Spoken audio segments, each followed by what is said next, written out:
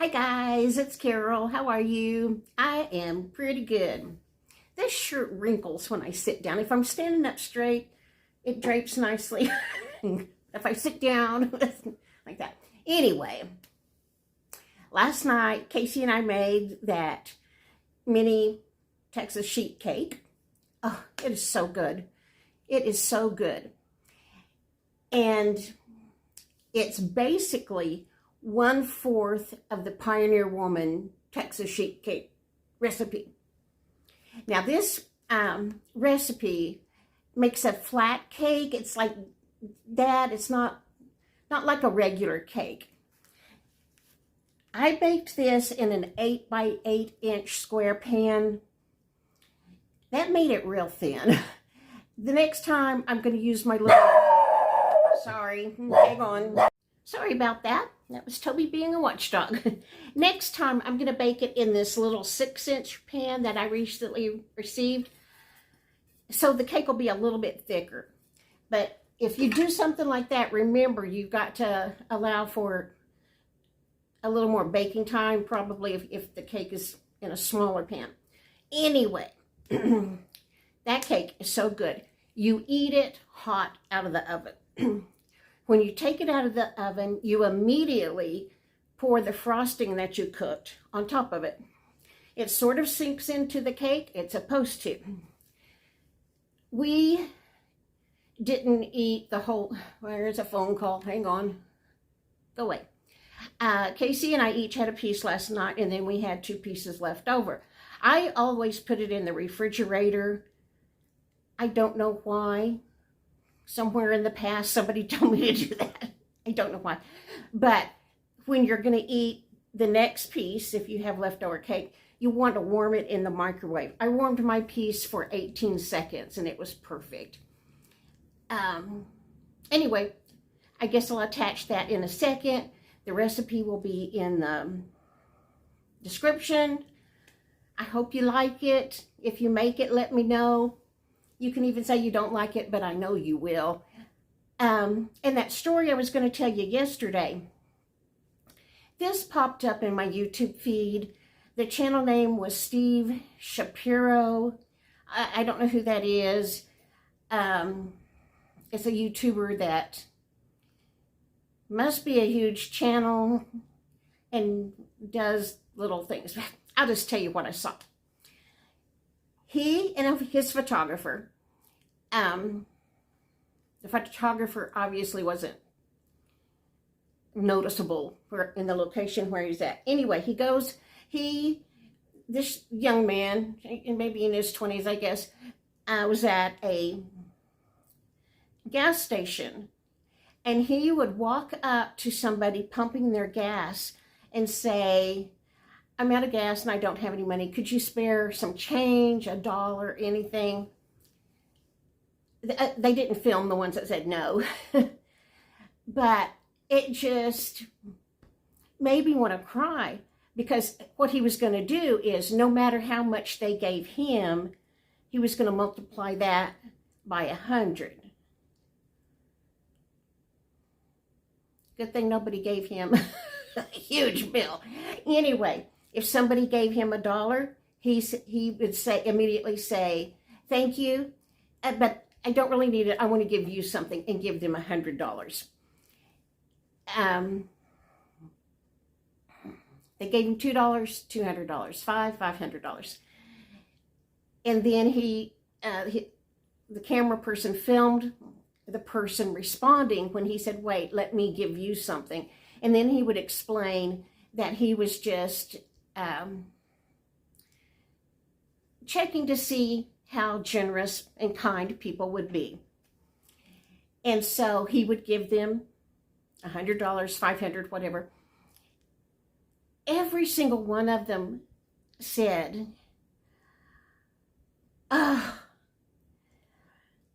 you don't know how this is going to help me. I've got blah, blah, blah. One lady didn't have any money. She said, but it was just like when my daughter got that free gas that time, that when the lady was so kind to her, the lady said, just bring your car over here. I'll pump a couple of dollars in your car. And he said, so you're going to give me $2 worth of gas? And she said, yeah, and he gives her $200. Anyway, the whole point of this story is that every single person he showed that gave him whatever they could spare, it turned out that they were just barely making ends meet, had big medical bills. You know, there was something. But obviously they could feel like they had been in his shoes, I think. It's why they, you know, pulled out change to get, you know, have something to give him. I just like stories like that.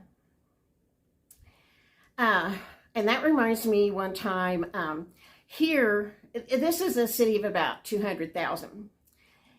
On the highway going towards the mall, where the exit you get off of the highway to go to the mall, on that corner, oftentimes there are people standing there with a sign saying, homeless, hungry, you know what they do. This newspaper columnist, the dogs are going to bark, hang on. Anyway, this is the main exit off of I-40 to go to the mall. And so it's a very busy exit. This newspaper columnist dressed down, and he stood there to see how much you could possibly make in a couple of hours standing out there. He said so many people, even if they could only give him change, they would roll their window down, hand him something. Just so many. He got quite a bit of money. But then a state trooper stopped in the parking lot of a business and walked across to the corner where this columnist was standing. And he said he thought, oh no, they're going to make me leave. You know, they're going to harass me. The state trooper walked over, pulled out his wallet and said, here, let me give you $5. And the columnist was, you know, really startled that the state trooper was going to give him money and not gripe at him for begging for money on the street corner. And the trooper told him, you know, most people, not everybody, but most people that do that really are in need. So those are my feel-good stories for the day. Now, one of you, this pair of scissors came in my Pioneer Woman knife set. It's got this sheath on it. And somebody said, find out what those are for. It looks like teeth. I don't know if you can see it. I found out what it's for. If you have a jar with a lid on it, that you, in case you hold it up, I can't hold it and do this at the same time. If you can't get the lid off of something, you open it up. Oh, Toby says, what are you doing, Mom? And you loosen the lid. I never would have thought of that. That's what it is. And Toby says, what are you doing with that bottle, Mama? Okay, now I'm going to add the video of making that cake. All right, and I'll see you another day. Bye. Okay, we're going to make this cake. This cake is super simple. In here, I have a half a cup of sugar, half a cup of flour, and 1/4 teaspoon of salt. In this cup, way down on the bottom, I've got 1.5 tablespoons of milk. You're supposed to have buttermilk, and I don't have that, so I just splashed some lemon juice in there. We're going to let it sit about 10 minutes, and it'll be buttermilk. And I'm about to start the next part. This is 1/4 cup of butter, and let me look at my directions. 1 heaping tablespoon of cocoa, and now I'm ready to put 1/4 cup of water hot from the tap. Then we're going to cook that until the butter melts and it comes to a boil, and then stop. Okay, Casey's here to help me. This is 1/4 cup of butter, a heaping tablespoon of cocoa, and 1/4 cup of hot water from the tap. It didn't say whether high heat, low heat, whatever. We've just got it on medium. And you cook and stir this until the butter is all melted and it comes to a boil. As soon as it comes to a boil, then you take it off the burner. Okay, It just came to a boil. Casey's pouring it over my dry ingredients, and she's going to stir until that's good and combined. After she's got that combined, we're going to pour this in. This is my egg yolk, my buttermilk, my fourth a teaspoon of baking soda. She's going to stir that up, add it to the batter. And then when that's good and stirred up, then she will add a fourth a teaspoon of vanilla. Okay, she's got the egg mixture in there. I also put in the vanilla. It was a fourth a teaspoon. And she just needs to get that stirred enough that it's combined. We're going to pour it in our baking dish. You're supposed to have a 9x7 baking dish. I don't have one, but this will work just fine. It's an 8x8. Then after we get it in the pan, we're going to bake it for at 350 degrees for 15 minutes or until a toothpick comes out clean. This is the same saucepan we used when we were melting the butter for the cake. Don't wash it. It's just chocolate in there. We're going to use the same saucepan to make the frosting. In here we've got 2 tablespoons of butter, a tablespoon of cocoa. In just a second we're going to add 1.5 tablespoons of milk and a cup of powdered sugar. But you pour this over the cake as soon as it comes out of the oven. So I don't want it, I want to wait a few minutes before I make this frosting. Okay, our cake is done. The reason it has so many holes in it is I don't have a toothpick, so we were testing it with a plastic spoon. And we had to put it back in the oven twice because this oven just does not bake things right. You have to bake everything a little longer. But anyway, now we've got it done. Casey's going to bring that frosting over that we made on the stove, and you pour it on your cake while your cake is hot.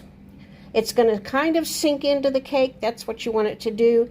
This frosting is supposed to be thin, so that's why it looks like that. Okay, there it is with all the frosting on top.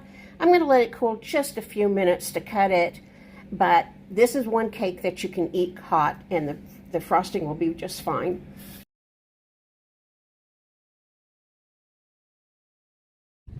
Okay, I want to show you my little tomato. The birds haven't gotten it, or it hasn't shriveled up and died. I still have a tomato. There it is. There's actually 1, 2, 3, 4 in there, plus a tiny little baby one. So I'm going to have some tomatoes.